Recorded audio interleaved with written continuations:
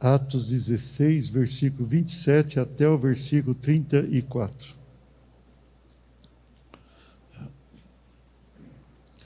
Diz assim o texto sagrado. Atos 16, 27. A seguir. O carcereiro despertou do sono e, vendo abertas as portas do cárcere, puxando da espada, ia suicidar-se, supondo que os presos tivessem fugido. Mas Paulo bradou em alta voz: não te faças nenhum mal, que todos aqui estamos.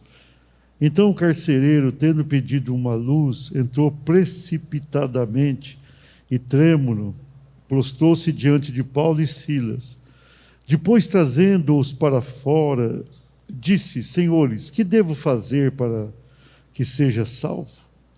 Responderam-lhe: crê no Senhor Jesus e serás salvo, tu e a tua casa. E lhe pregaram a palavra de Deus e a todos os de sua casa. Naquela mesma hora da noite, cuidando deles, lavou-lhe os vergões dos açoites. A seguir foi ele batizado e todos os seus.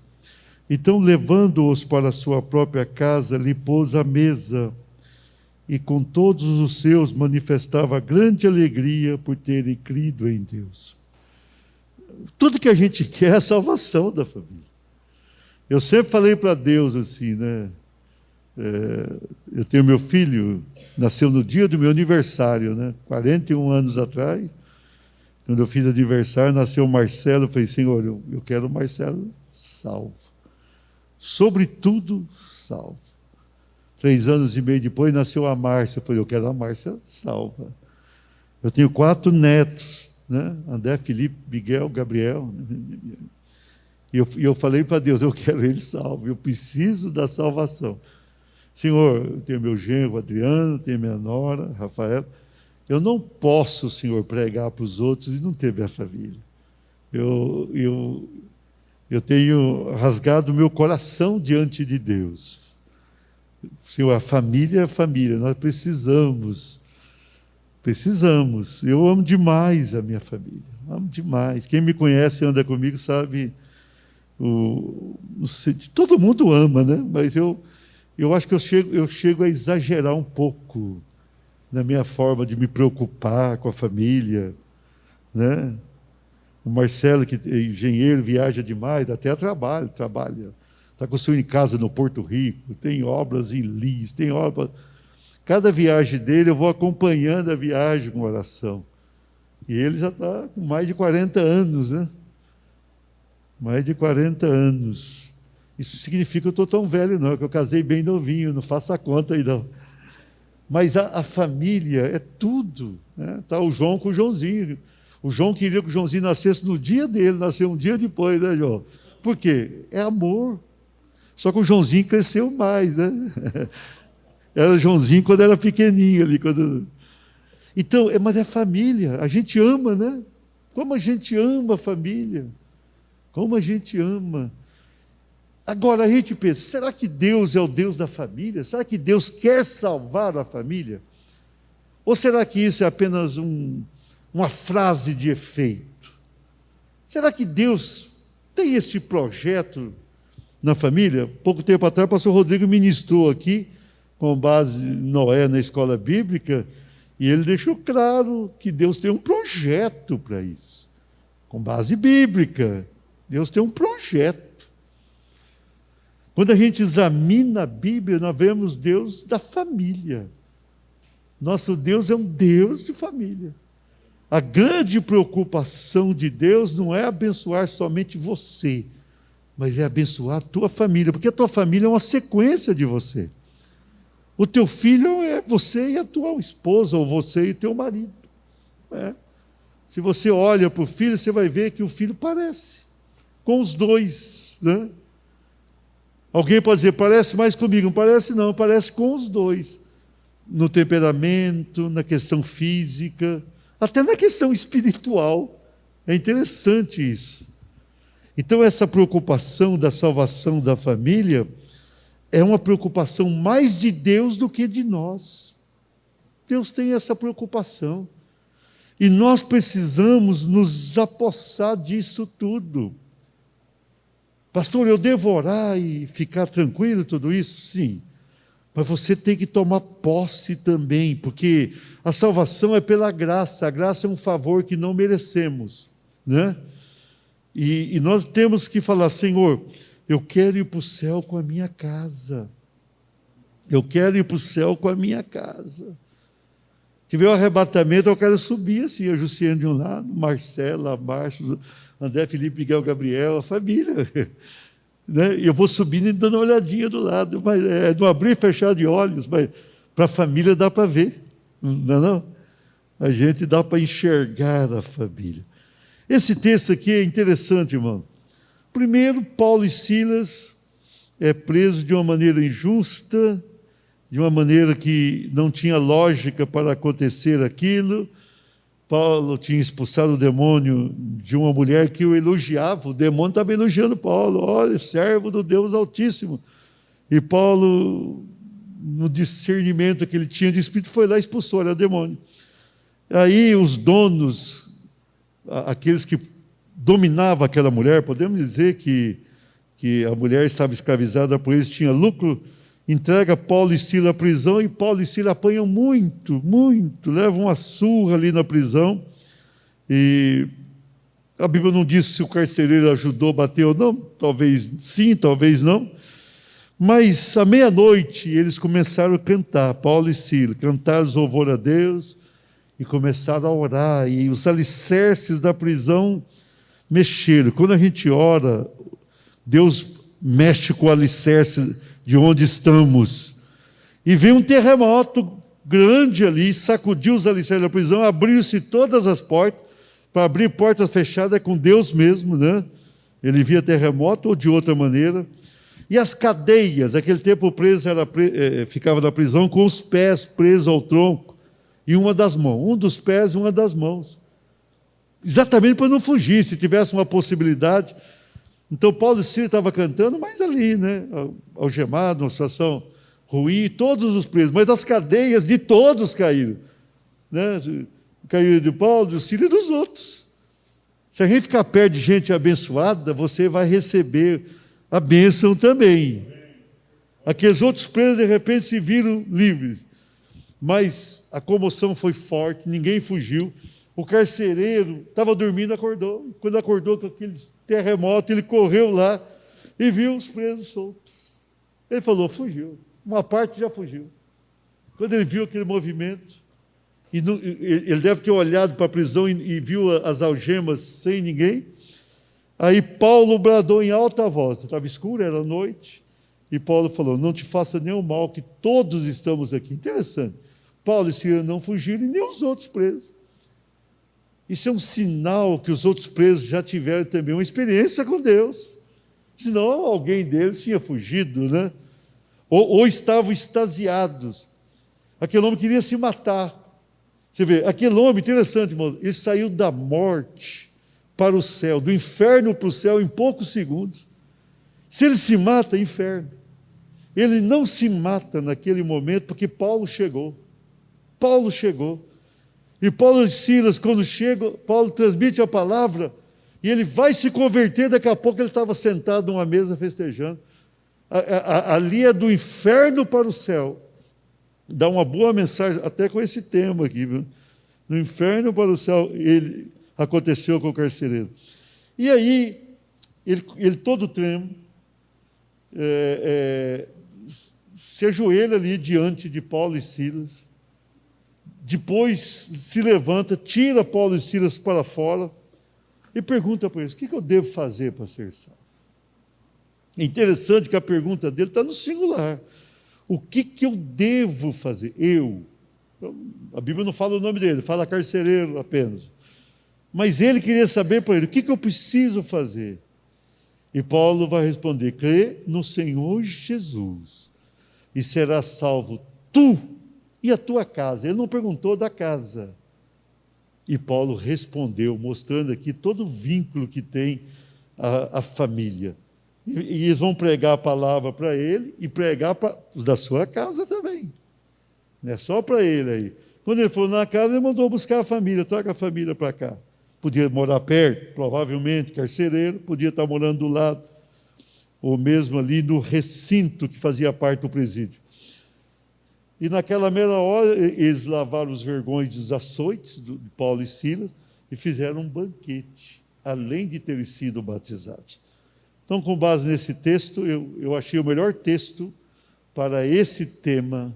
Diga assim, salvação da família. Levanta a tua mão para o céu e fala, Senhor, eu quero, eu peço, eu creio na salvação da minha família, no nome de Jesus. Salvação da família. Diga assim, propósito de Deus. Responderam-lhe, crê no Senhor Jesus, será salvo tu e a tua casa, versículo 31. Então eu entendo que é um propósito de Deus. Aquele homem de Filipos não era judeu, não tinha nada a ver com judeu, era um macedônio, estava ali, e ele conhecia nada, ou quase nada de Jesus. Essa era uma realidade. As reações dele, tentar se matar, se prostrar diante, atitude extrema, prende, bate, depois se prostra, depois tenta se matar, se prostra diante. Ele cometeu ali algumas atitudes inapropriadas de alguém que conhecia o Senhor. E depois pergunta pela salvação. Então, até o versículo 30 traz aí um histórico de alguém que não tinha Deus e alguém que estava ali desejando ter a salvação de repente, depois de ter visto tudo aquilo que aconteceu. E Paulo vai responder, crê no Senhor Jesus e serás salvo tu e a tua casa. E eu queria frisar bem a tua casa aqui. Crê no Senhor Jesus é a coisa mais básica do Novo Testamento. O Velho Testamento tinha toda uma lei, a lei mosaica, que de certa forma era muito complexa, não era nada simples não. Então, aquele povo tinha que cumprir aquela lei, sob pena de morte em alguns casos. Era uma lei. Quando a gente se volta para o Novo Testamento, no tempo da graça, a gente vê aqui, falando de salvação, a coisa é objetiva, crê no Senhor Jesus. Mas crê no Senhor Jesus, não precisa fazer mais nada na vida, as demais coisas são inerentes a isso. Quem crê no Senhor Jesus, nasce de novo, ele vai mudar de vida naturalmente. Mas a coisa básica ou essencial é crer no Senhor Jesus. Mas o lindo do texto fala assim, e será salvo tu e a tua casa. Interessante também que o texto não diz, creia no Senhor Jesus, e se a tua casa crer, todos vão ser salvos. Não, se você crer, a tua casa vai ser salva. Mas pastor, como assim? A salvação é individual, a gente aprendeu isso, mas há um vínculo forte. Você está fortemente vinculado com teu filho e com a tua filha, com a tua mulher e com o teu marido. Há um vínculo sim. Mas tem marido que se converte, a mulher nunca, e principalmente tem mulher que se converte, o marido nunca. É possível isso, mas o vínculo é forte. Uma só carne, o casal é uma só pessoa dentro de casa. Se a pessoa abrir um pouquinho o coração, acontece o milagre da salvação. Acontece. Aquele vínculo é forte. Quando nasce um filho e uma filha, o vínculo é muito forte ali com a pessoa salva. No mundo de tanta incredulidade, irmãos, tem numa casa uma pessoa convertida, aquela pessoa vai se tornar bênção para a família. Não tem como não se tornar bênção. Tem que se tornar bênção. Mas nós precisamos nos apossar disso. Muitas vezes nós pensamos errado e falamos pior ainda. A gente olha para a família, para os filhos principalmente, não convertidos, e a pessoa começa a dizer palavras negativas, começa a pensar, esse filho não tem jeito, e o pior, fala para ele, você não vai dar nada na vida, você está perdido, você é o desgosto da família. Quando um pai ou uma mãe fala isso, está quebrando um vínculo de bênção familiar. Quando você fala palavras pesadas, negativas, você está admitindo algo que Deus não falou na palavra, e você está se apossando de algo que Deus não quer. E você mesmo pode estar desligando o filho da bênção com Deus. Quando a gente vê a história de Agostinho, e Agostinho, se você pesquisar sobre ele, você vai ver ali a bênção que esse homem foi, o teólogo que ele foi, ali no terceiro século, uma coisa exemplar, e aquele homem era um bêbado. Quando fala boêmio, é uma palavra bonita para quem é viciado em bebida, mulheres e coisas semelhantes. Era o que ele era. Agostinho dormia de dia e saía à noite. Saía todas as noites. A mãe era crente. E aquela mãe, o tempo todo, ela orou para Agostinho, mas não somente orou. Quando a gente vê o histórico, ela nunca admitiu no pensamento dela que o Agostinho não seria salvo. Isso não passava por ela. Isso não estava nela. Quem conversava com ela? Mas o teu filho saiu de novo? Saiu. Meu filho vai ser bênção. Estou orando. Deus é bom. A bênção virá. Então, jamais ela admitiu aquilo. O que aconteceu? Um dia ele se converteu e tornou-se forte. Tornou-se um teólogo. Tornou-se um homem abençoado. Até idolatrado em alguma igreja. Mas na história da igreja evangélica, ele vai ser uma pessoa expoente. Por quê? Porque aquela mãe que falou assim: eu vou crer e será salvo eu e meu filho. É tomar posse, irmãos. Eu estou falando uma coisa aqui, isso aqui está saindo para muito lado. Olha, eu estou dizendo uma coisa que é mistério da Bíblia. É mistério de certa forma, mas está implícito na Bíblia. Essa salvação da família é tudo que é verdadeiro. Eu creio nisso, creio no Senhor Jesus, e será salva a tua casa. Paulo não falou, traga todo mundo para cá, se todo mundo crer, vai ser salvo. Ele falou, creia e vai ser salvo. Creia agora em Jesus, está resolvido o problema da tua casa. Ele vai pregar para a família? Vai. Mas isso aqui é maravilhoso. Deus ama a família, Deus ama, Deus busca a família, e Deus salva a família. O nosso Deus é Deus da família. Quando nós voltamos lá para Noé, Deus falou, entra na arca, você, a tua mulher, teus filhos e as mulheres deles. Deus é Deus da família. Deus é Deus da família. Então, nesta noite, eu quero que você, principalmente isso, tome posse da salvação da tua família. Pastor, o senhor não sabe como é que está em casa. Não importa. Toma posse. Toma posse. Toma posse. E começa a fazer como algumas mães e alguns pais fizeram no decorrer desses 2000 anos. Começa a dizer para Deus, para os filhos e para os outros: você é bênção, meu filho é bênção, vai ser salvo, minha filha vai ser salva, com certeza, vai ser, com certeza. Ela é isso, não é isso que você está pensando. Isso vai romper, vai terminar. Ela vai ser salva, ele vai ser salvo, ele vai ser liberto, ela vai ser liberta. Isso é propósito de Deus, é propósito de Deus. Eu e minha casa serviremos ao Senhor, disse Josué. Deus é Deus da família. Aplauda o Senhor por isso, amém? Salvação da família. Diga assim, acontece pelo poder da palavra de Deus. No versículo 32 diz, lhe pregaram a palavra de Deus e a todos da sua casa. Aí, com a bênção começou naquele homem, que aquele homem quis ouvir. Aí Paulo falou, não, você e a tua casa. Aí o homem correu e buscou a família. E a palavra, irmãos, a palavra é poderosa. A palavra é poderosa. Deus fala pela palavra. Deus fala, Deus fala. Deus quebranta pela palavra, Deus convence pela palavra. A palavra de Deus é muito forte.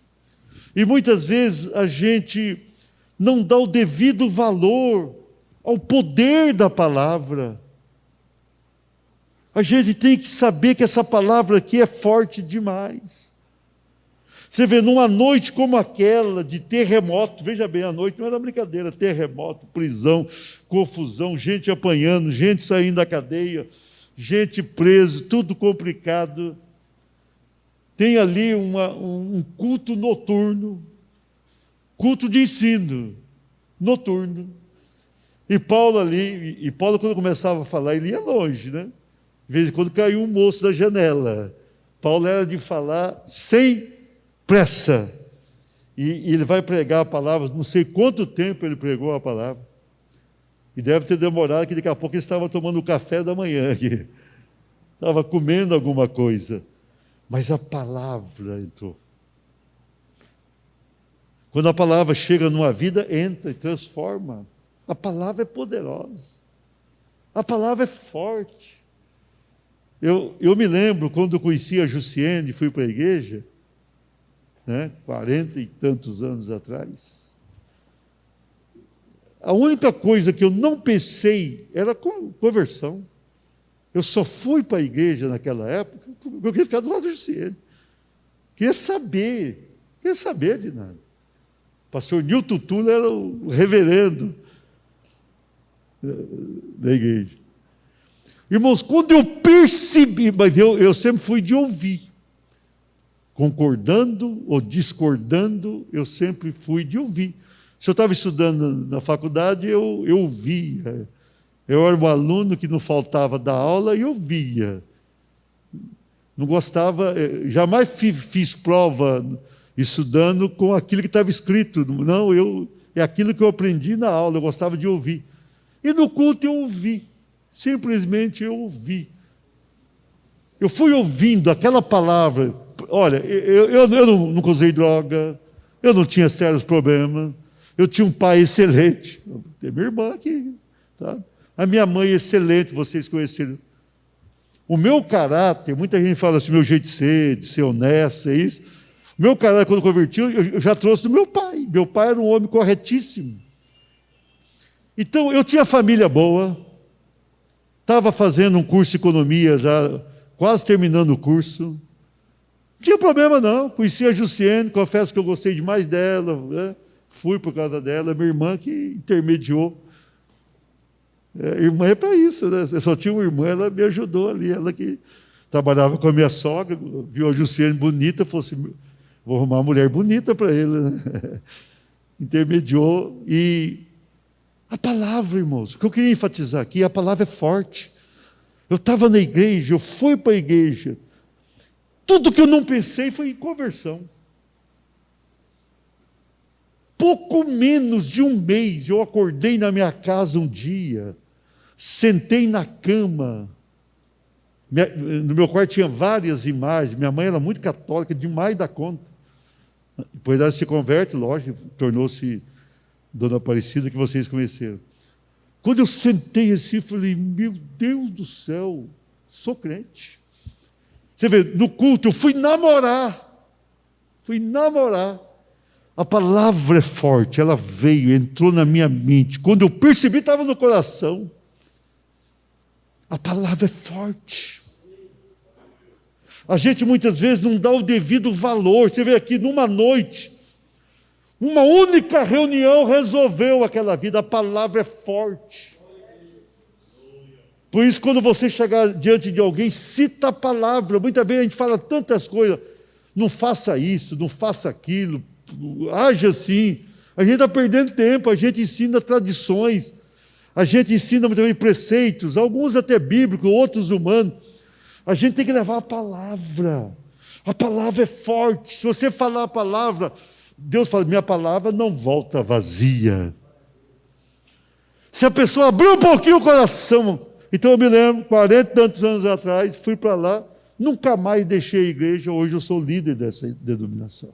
É a palavra tocou aquelas vidas e salvou uma família incrédula. Aplaude o Senhor. Salvação da família, diga assim, produz uma repentina transformação. Versículo 33, naquela mesma hora da noite, cuidando deles, lavou-lhe os vergões dos açoites. A seguir, foi ele batizado de todos os seus. Que noite maluca, não é mesmo? terremoto, espada para se matar, e de repente, culto noturno. E agora, estavam transformados. Para quem batia nos presos, agora estava lavando os vergões, colocando ali, né, não sei o produto que colocaram, mas lavaram, cuidaram ali do Paulo e do Silas, cuidaram. Isso é transformação. A pessoa é transformada. A salvação da família é tão forte que a família é transformada. E naquela mesma hora, assim, vamos batizar já. Eles converteram, foram discipulados, tiveram aula de batismo, tudo na mesma noite. E foram batizados. Foram batizados. Tinha algum tanque, alguma coisa parecida ali do lado. Paulo e Silas, batizados. Mas a família inteira, é família. Irmãos, olha a ênfase aqui, em nenhum momento a família. Quando ele pergunta só, o que eu devo fazer, Paulo, você e a tua casa. Quando ele vai pregar a palavra, Paulo prega para ele e para casa. Quando vai batizar, é enfatizado todos os seus. Ele e todos os seus. Foi batizando todo mundo, e foi ali aquele momento, e transformados. Para quem era contra os servos de Deus, agora estava do lado dos servos de Deus. Para quem queria bater nos servos de Deus, agora estava lavando as machucaduras. Para quem nem sabia do Evangelho, agora estava sendo batizado pelo Senhor. Que coisa linda, que mudança repentina. Quem conheceu, se o moço daquele saiu no final da tarde, conversou com alguém, teve uma vida, no outro dia de manhã, quando o moço saiu, era outra pessoa, não era mais aquele. Talvez encontrou uma moça e falou assim, e daí? Não, eu sou outro, nasci de novo, nessa noite já fui, ouvi a palavra, fui batizado, minha vida está resolvida. A mudança é repentina, a mudança é extraordinária, a mudança é forte, a mudança, por quê? Porque é a salvação da família. Deus busca a família e Deus transforma a família. Salvação da família, diga assim, traz um grande regozijo. Olha o versículo 34. Então, levando-os para a sua própria casa, lhes pôs à mesa e com todos os seus, de novo, olha aqui a ênfase, com todos os seus, manifestava grande alegria por terem crido em Deus. Irmãos, café da manhã foi maravilhoso. Estava ali de noite, pregação, cuidado dos doentes, batismo e agora um banquete. Melhor café. Um banquete fizeram. E a ênfase aqui manifestava grande alegria. Não é que a conversão traz um peso. Tem gente que fala, eu vou ser crente, minha vida está azarada agora. Eu não posso fazer nada. É o contrário.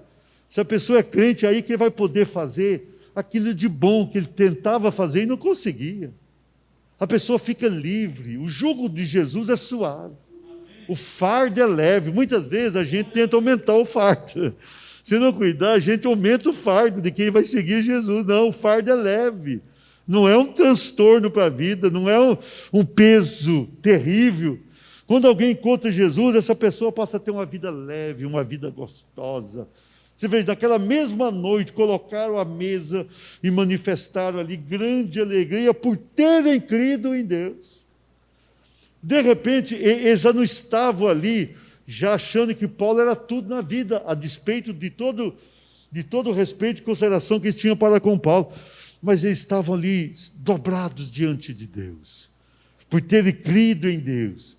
A conversão foi tão maravilhosa que eles passaram a ter uma experiência profunda com o Deus de verdade. É isso que Deus faz. Deus alegra o coração. Deus satisfaz a alma. Deus abençoa o salvo. Deus abençoa.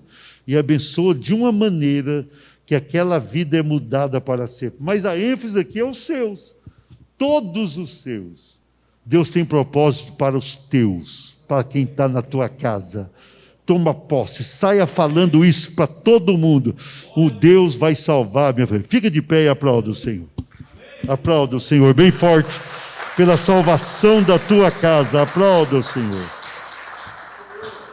Vivencie o propósito de Deus. Ouça a palavra de Deus. Viva uma nova realidade. Viva uma nova realidade. E tenha grande regozijo. Alcance a salvação da sua família como um projeto de vida para você. Alcance a salvação. Olha, Deus é o Deus da tua casa. Comece a falar isso, começa a dizer para todo mundo e fala: Deus, tu és o Deus dos meus filhos, Deus da minha família, Deus da minha mulher, Deus do meu marido. Tu és o Deus da família. Diga isso e Deus vai operar.